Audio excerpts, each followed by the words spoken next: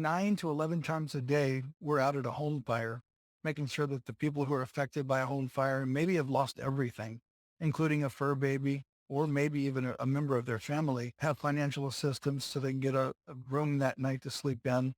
They lose everything. They lose their glasses. They lose their medication. They lose their durable goods, maybe a CPAP machine or an oxygen tank. Now we can help to get those things replaced as well.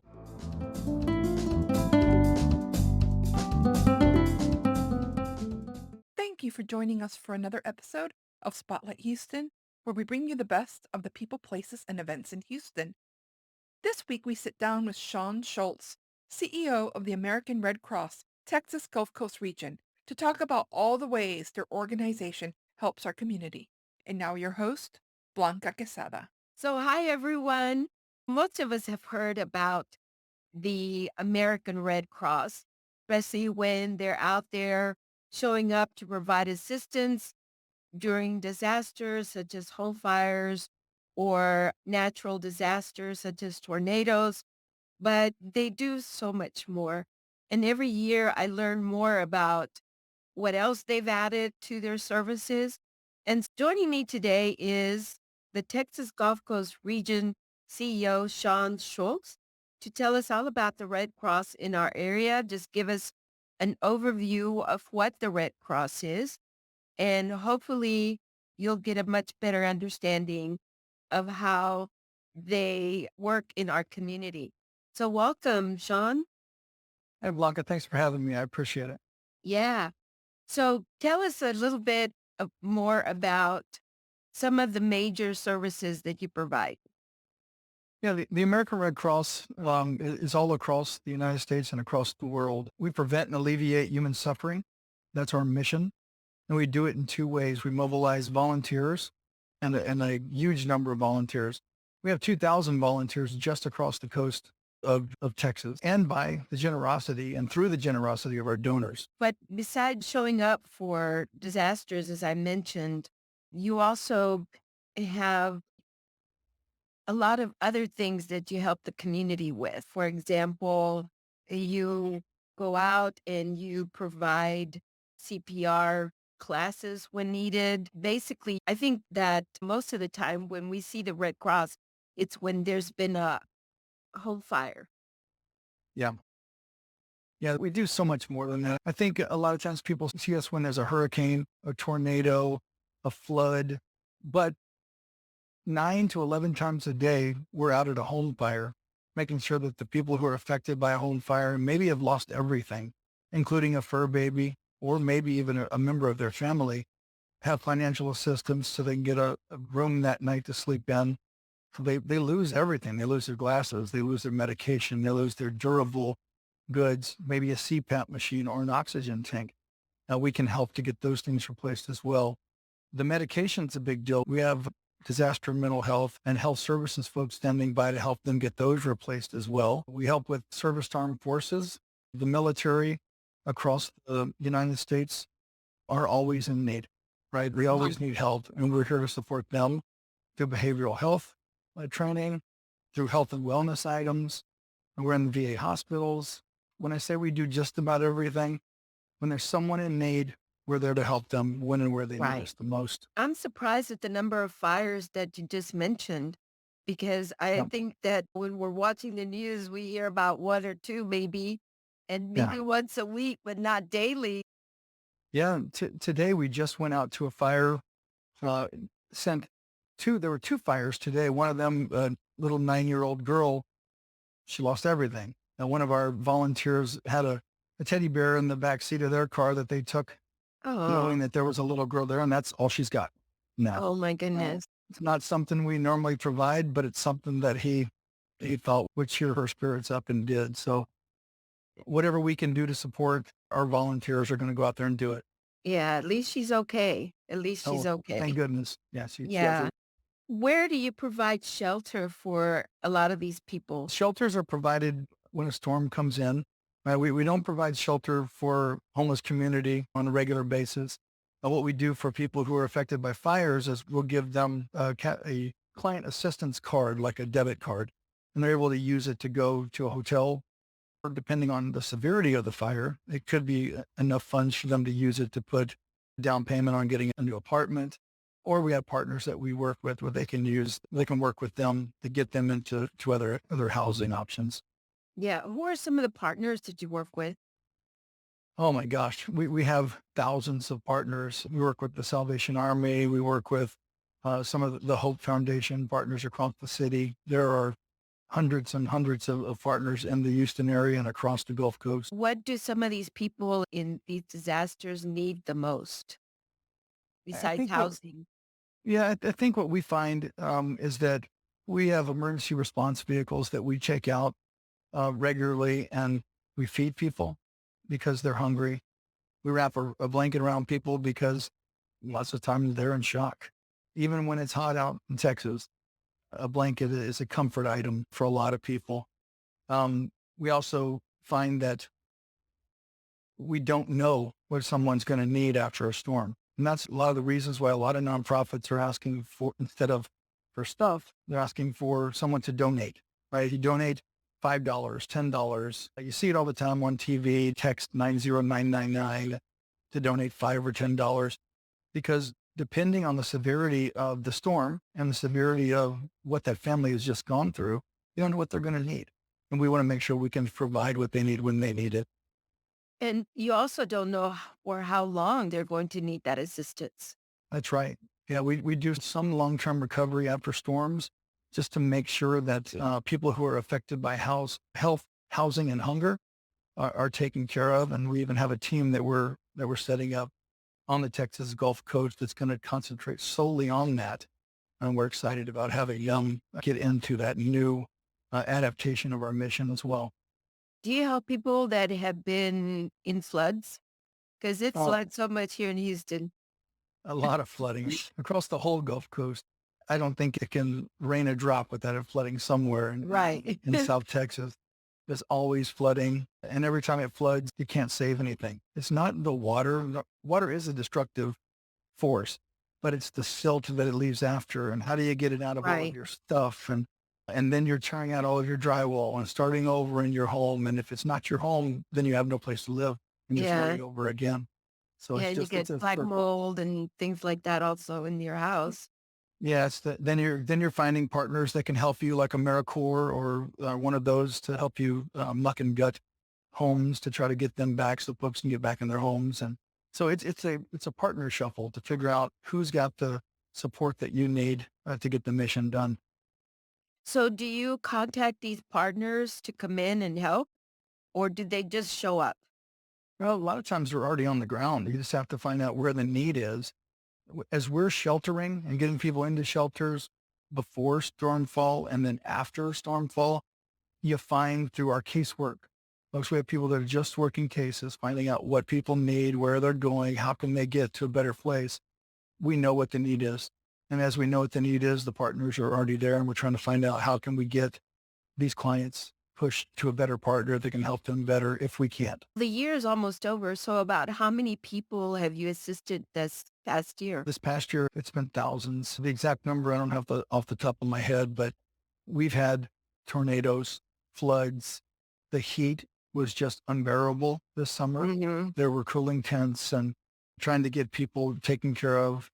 Just the fires alone, if you go back and think about 9 to 11 a day, and the fact Wow. that across the United States, 7 people die every day in a home fire, it's amazing. What we're trying to do to mitigate that is we spend the whole year installing free smoke alarms in people's homes. And if somebody needs a smoke alarm, if they contact their local Red Cross, we'll set up an appointment. We'll come to them. We'll put it in their home for free. We'll come in. We'll install it.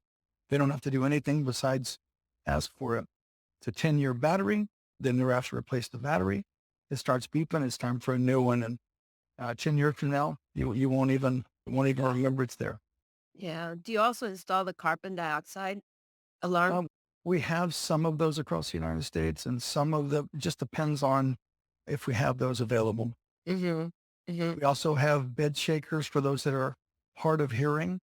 We have like strobe lights on them, and if you're hard of hearing or blind, they will shake the bed, or they can strobe light for you so you can see or hear them a little differently. And we like to put those in to help folks out as well.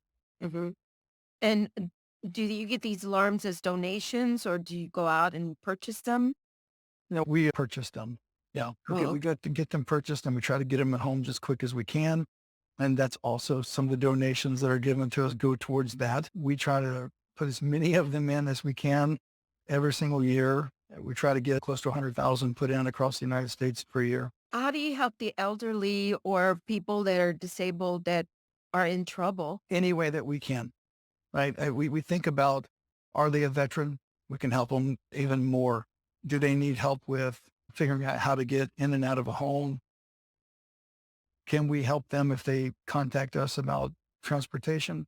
Probably not. We used to have a transportation program in Houston, but there are other organizations that do, and we can help them maybe get with Meals on Wheels and some other organizations to get them food if they need it. We have so many partners that we ask people contact us, tell us what your need is, and let us figure out if we can find a way to help you.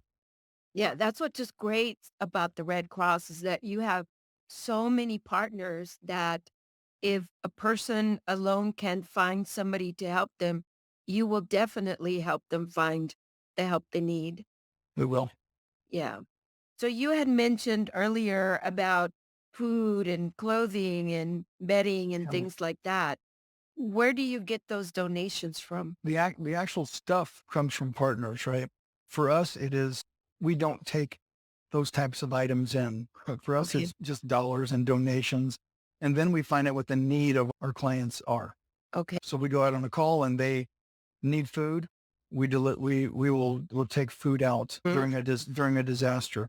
If they need a blanket, we have blankets. If they need a cleanup kit, we have cleanup kits. If they need a sifter to sift through things after a fire to find a wedding ring or old Mhm. heirlooms, we have certain things that we keep in stock and other things we wait until the need is there. It's so expensive and the overhead is so much to try to keep everything on hand that we wait until we know what the need is and Yeah. purchase what we need. Yeah. And I can't even imagine the shock and the the mental stress that they're going through when they have something like this happen to them and their It's family. It's a lot. I've deployed to disasters across the United States. I've been to the wildfires in Oregon, the tornadoes in Mayfield, Kentucky, Harvey when it hit here, many hurricanes. I've been all over, been to fires and people have lost everything. And it is shocking, right? The look on their face is trying to figure out where do I go from here? What's next for me? Yeah. They're The lost. answer, the answer sometimes is I don't know where I'm going and I don't know what's next. So a hug, a blanket, a good meal, and a place to sleep that night. If we can give them that, then That's a good start. that's what we'll do. It is a good That's a start. good start. Yeah. That's great to know. I'm sure that a lot of people probably don't realize that you work with so many partners that can provide assistance and help you as well to make Yeah. sure that these people are going to be able to move on safely and get all the assistance that they need. Yeah. So, Our caseworkers are really good about finding ways to support those in need. how many caseworkers do you have? The exact number I'm not sure of. Oh, I know okay. that we've got, I know that we have hundreds, hundreds Yeah. across the coast. Yeah. Um, yeah. Yeah, I figured that's what you were gonna tell me because you have so many Yeah. problems happening around the Gulf Coast where Yeah. people need help, and we don't even hear about all that's happening. We just hear a few things in the news, and that's it. Yeah, But 2,000 volunteers that are standing by to support, and they're amazing. 2 o'clock this morning, some of them will be out at a home fire supporting people. It's amazing. the holiday seasons just kind of got started, Yes. and we always need some safety tips because we always Yeah. forget. But, "Oh my god, this light bulb just went off, just popped," or something. Or an extension cord. Like I found out recently that a space heater needs a certain type of an extension cord. You can't just Yep. go buy any extension cord. It has to be special. Can you give us some safety tips? Yeah, and I'll start out since you mentioned safety, space heaters with space heaters. Space heaters are the number one cause of home fires. People don't put them on a flat surface, non-flammable surfaces. They place them too close to beddings or drapes and they catch fire. And once they do that, there's no stopping it. Right. And that's why we tell people test your fire alarms, make sure that you have those checked and that you're safe. Well, since we are in the holidays, we'll tell people that if you're getting ready to light some candles, maybe on a menorah, or you're getting your holiday lights and your cords all set up, make sure that you don't have anything around that fire, like stockings. If you're going to hang a stocking on a mantle, make sure that if you light a fire in the fireplace, that it's not flammable, and it'll catch fire. Because once it goes up, it can be Mhm. very hard to stop it. Mhm. We say live trees. If you're going to have a live Christmas tree within your home, be very careful that you're keeping it watered and that when you pick it up, it's fresh. How do you know it's fresh? Just bend the limb a little bit, and if some of the bristles come off, then it's not fresh. Mhm. Artificial trees, we always tell folks that be careful where you put them. Don't set them next to radiators. Don't set them next to the space heater because they will go up in a flame as well. Or And then fireplace. or a fireplace, yeah. And we always remind people that during this time of year that there's two things that'll catch a home on fire faster than anything. And we had two last night, two fires, candles. And Oh, candles yeah. are so easy to light a fire because kids and pets will knock them over. Uh, Yes. a- and a lot of people like me, I grew up down in South Texas and Victoria. We heated our house by opening up the oven and you Yeah. keeping it warm. And that is a really quick way to start a fire, or the oven goes out and the gas from the oven goes throughout the house and ends up either killing or hurting people within the home. Right. Those are my big safety tips that I normally give people for the holidays. So the winter's coming in as well. Yes. And I'm sure that you have a lot of heating safety tips for us. You just mentioned the space heaters. What else Yep. can we make sure that we're going to be okay? Yeah, I'd say if you're going to go on a trip or drive anywhere, make sure you got a blanket in your car. Be prepared for the cold. If you remember a couple years ago, we had the cold snap. Oh, A lot of yes. A lot of people perished because they didn't have anything in their car and they ended up running out of gas, or they Oh, slid off the no. road in the ice and they froze. Wow. It can happen in Texas. It can happen anywhere. Mhm. So I would say be very careful with that.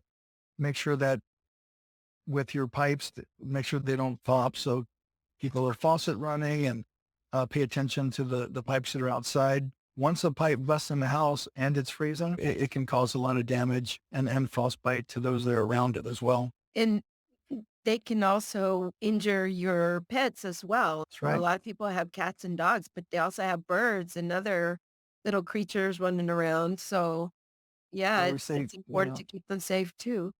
yeah, take care of those fur babies. That's for sure. Yeah.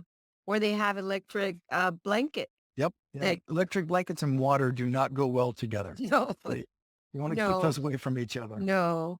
And a lot of people keep water on their nightstand, and Yep. that's not a good idea. No. Not a And, good and, idea. and although during this time of year when it gets cold and it's holiday season, there's electrical cords everywhere. Mhm. Just going to make sure nothing's frayed.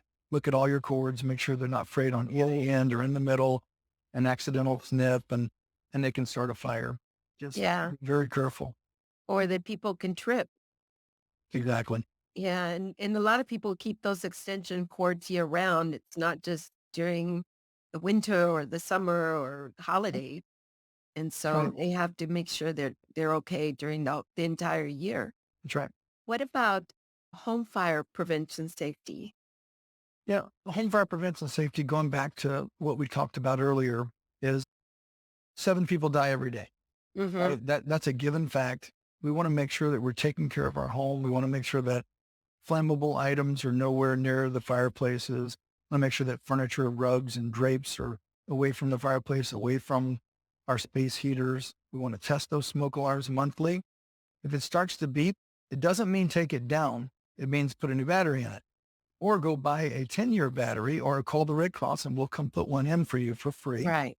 You can get on redcross.org/fire or /Texas and we will come out and do it for free. And you can also get our new emergency app by going to any of the app stores on your phone and downloading the American Red Cross app. It'll give you some super safety tips there as Yeah. well. You've been mentioning a lot about your volunteers, Yes, and those are some fantastic people. they They are. do a lot of work. Are there still opportunities for more volunteers? There's always opportunities for volunteers. We'd love to have anyone come out and volunteer that would like to have some social time, that wants to help people across Texas. Do you want to get an opportunity to see what the Red Cross does and be a part of an organization that goes out and helps people every single day? I really hope that people will call us, that will come out and be a part of this team. This last year, $25 billion was spent on storms. So it's a lot of money. And in the last 7 years, $1 billion storms have risen by around 70%. It's just up. We're getting storms hitting us all the time. We need more and more volunteers. We need all the help we can get. We engage our volunteers regularly. We go out and support people in fires. We go out and support veterans. We are constantly finding ways to help the community, whether that's putting smoke alarms or just going out to say thank you to folks. Do they get special training? They get any of the training they need to do their job. But a lot of it is really just joining us, right? Come see the kind people that are at the Red Cross doing this wonderful job, and you're going to want to be a part of it. Hmm. It doesn't take very long to see the smiles and the fun that the people are having to want to do it. Well, where Um, is your location at? we have locations all across the coast, but in Houston, we're at 2700 Southwest Freeway. And Okay. I would say stop by anytime. We have people downstairs to greet you and introduce you to our volunteer service officers and bring you in. It's a meaningful way to take care of your community and to be a part of the community. Yeah. And you also mentioned helping out the veterans, the service members in our military. Yeah. How is it? You mentioned a few ways that you help them. Are there any other ways that you help them? Yeah, we constantly do resiliency training for our veterans. We go around and find the veteran homes and the veterans in our community and hand out wellness items, whatever they may need. It could be as simple as they need help figuring out how to get from place to place. It could be something super simple, right? We just want to make sure that every veteran that's in our area has what they need. Mm. We are in the VA hospital supporting. If you're ever there, you'll see a Red Cross team that's around there supporting, trying to figure out how can we help. Our teams are always available to help veterans in any way. Do you provide gift boxes for them? During certain times, depending on what the need is, I think it's super important to remember that we don't keep a ton of stuff on hand. We find out what the need is. How can we help them? Where can we help them? And then we get what we need to make that mission happen. Yeah, especially during the holidays. Yes. I'm sure that a lot of them don't have family members and they need somebody to remember them, to think about them, and to Yeah. also share that joy of the holidays. Yeah. And we normally set up a table in the VA hospital and hand out little things just to say thank you. And we sent some stuff overseas to some of the deployed veterans this year as well. Mhm. You have a very special campaign happening. It's the ERV campaign. Tell us a little bit about that. Yes, the Emergency Response Vehicle campaign. We have about 300 emergency response vehicles across the United States. And really, they're our beacon of hope. These vehicles are the ones that you see during a storm when they pull up and they throw down the side and they're handing out food and they're handing out blankets and they're handing out cleanup kits. And the folks inside are smiling and making everybody feel like it's okay, even when it may not be. Right? They're there to provide hope and comfort and care and make sure that people know that we're there for them. They drive those vehicles during a storm or during a disaster relief operation, about 7,000 miles each. So they are all over the place, finding the need and then addressing the need. It's How they're, many they, of those do you have here in the Houston area? there's 10 ERVs. And we spread those across Houston, Spring, Victoria, Corpus Christi, Harlingen, and Orange. So Wow, they that's not are, a lot. no, it's not for 51 counties. It's really not. But when you start thinking about what they do and where they can be, I can get one in a couple of hours where it needs to be. I can get all Mhm. 10 in the same spot pretty quick, but I can also get 20 of them in a spot just by calling Central Texas or North Texas and getting some of theirs here too. We're one Red Cross. So if something happens here, everybody's ready to come support and lend a helping hand. Oh, that's great that you get the support from the other offices around Texas. Absolutely. Yeah. Yeah. They're ready to help. Louisiana, they come over and help. Everybody is ready to help when and where they need it the most. Oh, that's great. That's great. And you have also been mentioning a lot about donations. Yeah. How can we make donations to the Red Cross? Yeah, you can donate at any time by going to redcross.org. You can also call 1-800 Red Cross and donate. We're always obviously happy to get a gift, and we're always happy to get the gift of time as well. So if anybody wants to volunteer, we'd love to have volunteers. But I can tell you that 90 cents of every dollar that's donated goes right back out into the community and service delivery. And it's hard for any other nonprofit to say those type of numbers. We're putting the money right back into the hands of those who need it for sure. Yeah. You need a lot of supplies and a lot of things that will help the people that are in need for whatever disaster they've been in. That's right. Yeah. Yeah, that's right. Yeah. If people want more information, where can they get that information? Yeah, for more information, they can go to 1-800 Red Cross and they can /Texas or /volunteer today or /gift. They can also go to redcross.org for more help. And of course, they can find the phone number for your office that's over on the Southwest Freeway. Is it That's by right. Buffalo Speedway? It is. Yep. It's just off Buffalo Speedway. Okay. And of course, the phone number there is 713-526-8300. Correct. One more thing before I forget. You also provide CPR classes, and that's Yeah, very important. it is. We provide CPR classes, AED training for the defibrillator. We also provide life-saving courses, lifeguard training, babysitting courses. And we haven't even talked about the fact that blood is a big part of what the Red Cross is doing nowadays as well, and collecting blood, distributing blood, and retaining blood. If anybody wants to give the gift of life, I'll find a place to give blood as well. Yeah. All you have to do is get in touch with you at the Red Cross Yep. and we can get all the information we need because I know that with the CPR classes, you go out to the communities as Yep. well, not just in your building, but also out in the community. Yeah, we'll come out in the community and take care of doing the training wherever it's needed. That's great. So again, go to the Red Cross website or give them a call to get more details. Thank you so much, Shawn Schultz, CEO for the Texas Gulf Coast Region Red Cross, for all the great information that you've given us. And hopefully people will get in touch with you to become a volunteer or to donate or to help out some way the Red Cross here in our community. And of course, thank you all as well for joining me. And please send me your comments. And also, if you have any show ideas, get in touch with me. Thank you. Thank you for joining us for this episode of Spotlight Houston, a production of Story Zone Media.